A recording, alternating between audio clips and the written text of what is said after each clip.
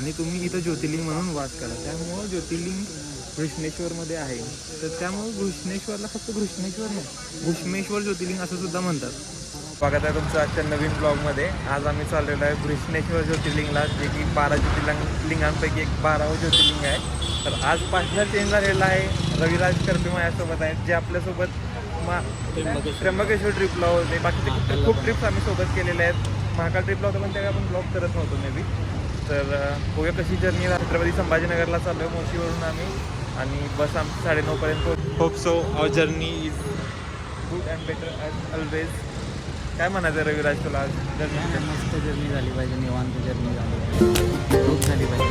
हां, झोप झाली पाहिजे. उद्याचा प्लॅन कसा असेल आम्हाला पण माहिती आहे सगळा, आणि अनप्लॅन्ड असणार आहे. तर दाखवतो तुम्हाला जसं काय होईल तसं. बाय. पुढे आपलं 3-4 ना. पोहोचलो आता छत्रपती संभाजीनगरमध्ये. सकाळचे 5:10 झाल्यात. आता आमच्या समोरचा सगळ्यात मोठा टास्क असणार आहे एखादी रूम शोधायचं, फ्रेश होऊन व्हायचं, आणि त्याच्यानंतरच आम्ही आमची घृष्णेश्वरची जर्नी स्टार्ट करूया. काय म्हणणं आहे? झालं पाहिजे. ती अशी हालत झाली आहे कारण की AC खूप टाईट होतं त्याच्यावरती. भेटूया आता तुम्हाला रूम भेटल्यानंतर. बाय. सकाळचे 5:48 झाले. आता एक लॉज बघितलं, बेसिक असं लॉज होतं. बेसिक सो बी बेसिक लॉज होतं. काय आता सांगायचं, 500 रुपये घेतले आमचे, पण काय चांगलं नव्हतं लॉज.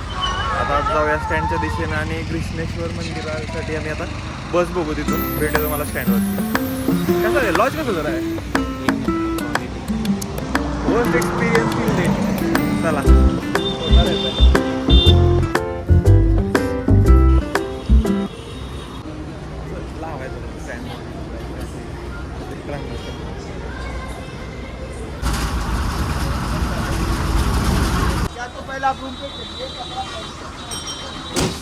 रोड स्टँडवरती समोरच मंदिर दिसतं आपल्याला.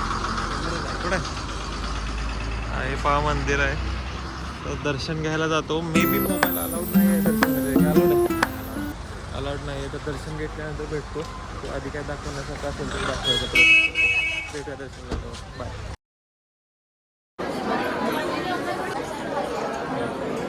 लाईनमध्ये आता किती वेळ झालं? अर्धा तास झाला लाईनमध्ये आहे. अजून अर्धा तासाची अपेक्षा आहे लाईनमध्ये. अर्धा तास असं वाटतंय. अजून पुढे किती लाईन आहे माहिती. दर्शन करतो. बाय.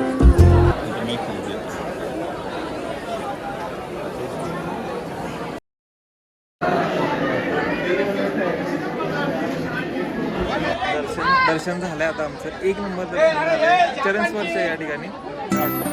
एक नंबर, खूप छान दर्शन झालंय. सिक्युरिटी आमच्याकडे बघते माहीत नाही, कॅमेरा अलाउड नाही आहे. कॅमेरा अलाउड नाही, ऑफिशियली अलाउड नाही.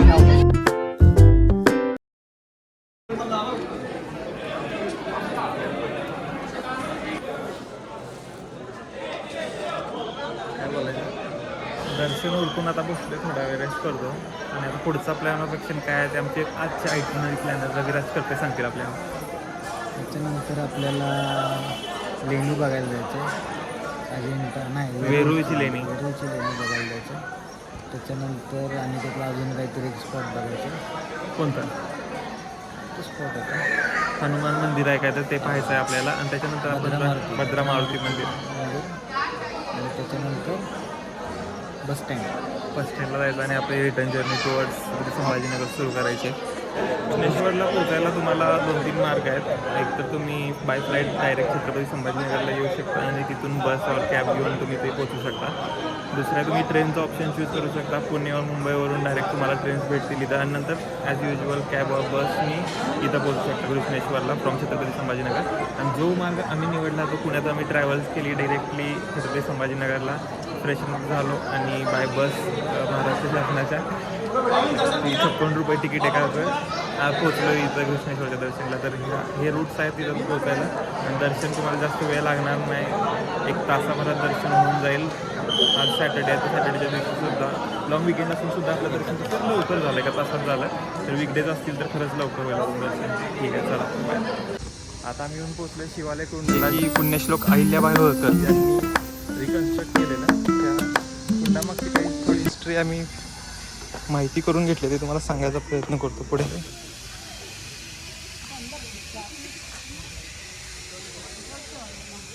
तर या कुंडाविषयी आणि घृष्णेश्वर ज्योतिर्लिंग याविषयी थोडीशी माहिती आपण सांगायचा प्रयत्न करूया आपल्या ऑडियन्सला. जर कोण 2-4 लोक बघत असतील त्यांना तरी माहिती होईल. बरोबर. तर विषय असा आहे की घुष्मा नावाची एक महादेवाची खूप मोठी भक्त होती. ती रोज या कुंडामध्ये येऊन 101 शिवलिंग स्वतः तयार करायची आणि विसर्जित करायची, विधिवत पूजा अर्चा करून विसर्जित करायची. तर एके दिवशी तिची बहीण जी होती, सुवेदा नावाची तिची बहीण होती, तिनं त्या भुष्माच्या मुलाला मारलं आणि त्या कुंडामध्ये टाकलं. भुष्माच्या मुलाला कुंडामध्ये टाकलं मारून. तरीसुद्धा दुसऱ्या दिवशी नित्य नियमाप्रमाणे भुष्मा पूजा अर्चा करायला आली आणि विसर्जित करायला निघालेली हे शिवलिंग तिने बनवलेले ते. पण त्यावेळी तिचा मुलगा जिवंत चालत वरती कुंडातून येताना दिसला आणि त्यावेळी महादेवाचा साक्षात्कार झाला आणि महादेवाने तिला विचारलं की बाबा काय हवं आहे तुला. ती बोलली की महादेव तुम्ही तिच्या बहिणीला सुवेदाला माफ करा आणि तुम्ही इथं ज्योतिर्लिंग म्हणून वास करा. त्यामुळं ज्योतिर्लिंग घृष्णेश्वरमध्ये आहे.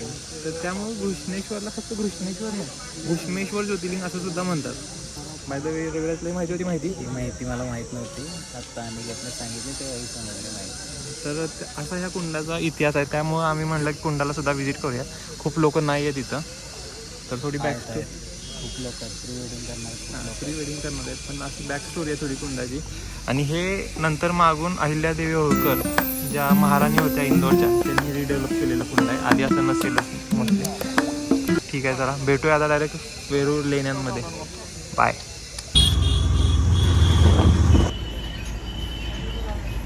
इथं बाहेरच ऑनलाईन तिकीटचा ऑप्शन आहे. तर तो तिकीटचा ऑप्शन आम्ही चूज करून आता एलोरा केव्जमध्ये एंटर केलं आहे. आणि तडकत्या भडकत्या उन्हातानाचा अनिकेत नाही, तर एलोरा केव्ज बघायला आणले. एवढ्या उन्हातानाचं पर्याय नव्हती. रोज असतं संध्याकाळी, पण अनिकेतला उन्हाच्याच बघायचे आहेत केव्ज. उन्हाच्या काय वेगळ्या दिसणार आहेत त्यालाच माहिती. रोज आपण काही इथं येत नाही. आणि आपल्या रविराजचाच प्लॅन आहे की आपल्याला 6 वाजेपर्यंत पुण्यात जायचं आहे, राजा शिवछत्रपती संध्याकाळच्या शो पाहायचा, असा काय प्लॅन आहे. तर पुढं रविराज जे दिसते ते आहे कैलास मंदिर. तुम्ही पाहू शकता वरून खालपर्यंत कोरीव काम या मंदिराचं केलं आहे. One of its kind architecture in whole of world. समज आहे वा.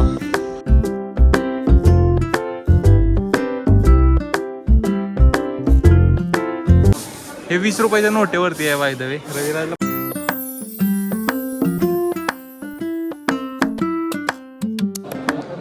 काय म्हणायचं, एक नंबर आहे. समोर बघा फक्त. एक नंबर एक्सपिरियन्स आहे. ऊन लागत नाही, हे सगळ्यात प्लस पॉईंट आहे या ठिकाणचा. असं काय नाही, खूप ऊन लागलं आत्तापर्यंत. आता पण खूप ऊन लागलं आहे, पण इथं जिथं आम्ही थांबलो तिथं ऊन कमी आहे खूप. बघू शकता तुम्ही.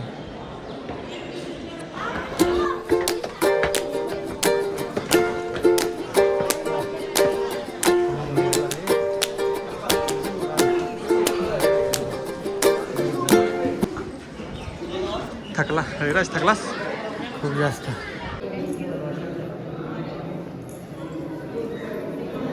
आता ज्या प्रकारची हीट आहे त्यावरून असं आम्हाला वाटतं आहे की रविराजचं म्हणणं आहे की एवढं एक्सप्लोर केलं आहे Ellora caves, that is enough for the day and let's call it a day and let's travel towards Chhatrapati Sambhajinagar. काय म्हणणं मला?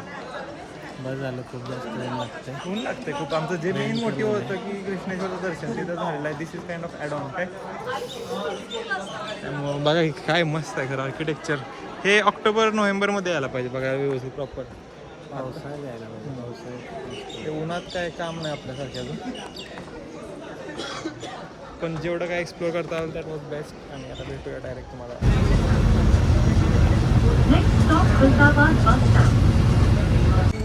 छत्रपती संभाजीनगर स्टँडला आलो. आणि त्याच्यानंतर जे आमचं मच अवेटेड खाण्याचं ठिकाण होतं भोज रेस्टॉरंट, हे आहे आमरस थाळी वगैरे, तिथं पोहोचलो आहे. Excited to it.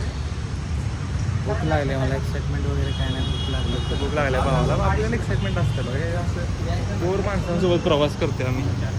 हे बघा आमरस महोत्सव.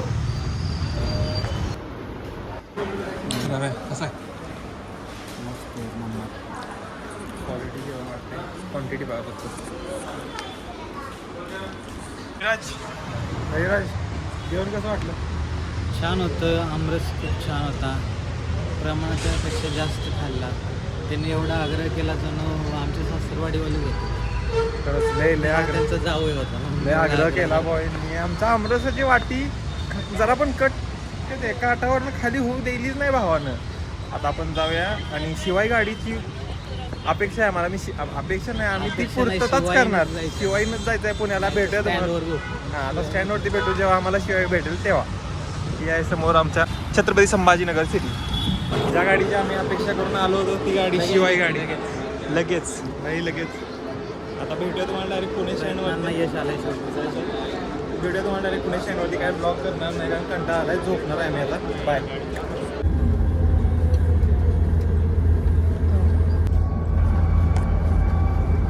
शिवाई. ज्या एक्सपेक्टेशन्सनं आम्ही शिवाईमध्ये बसलो होतो त्या एक्सपेक्टेशनचा चकनात सूर झालेला आहे आमच्या इथं. ए सी जरासुद्धा चालत नाही. रविराजला विचारलं त्याची प्रतिक्रिया काय, त्याचा एक्सपिरियन्स शिवाईचा आत्तापर्यंतचा. Raviraj, house your journey going on? एकदम थंड वाटते. असं वाटतं काश्मीरमध्ये आलो. बर्फ पडतो शिवायचं. बघा घाम एवढा, बर्फाने घाम आला. अतिशय वाईट परिस्थितीत आमचा प्रवास. आता पुढचे 4 तास कसे निघतात माहिती नाही. आता नगरच्या स्टँडवरती गाडी थांबवली आहे. काहीतरी मेकॅनिक चेक करणार आहे वाटतं. रविराज जास्त चिडला होता त्यांच्यावरती. सो सगळं पॅसेंजर आमच्या गाडीतलं असं उतरवले आणि आता ते काहीतरी थोडा रिसर्च आणि अनालिसिस करतील. काय रविराज? No comments. वाट लागल्या. शिजून निघालो आम्ही सगळे.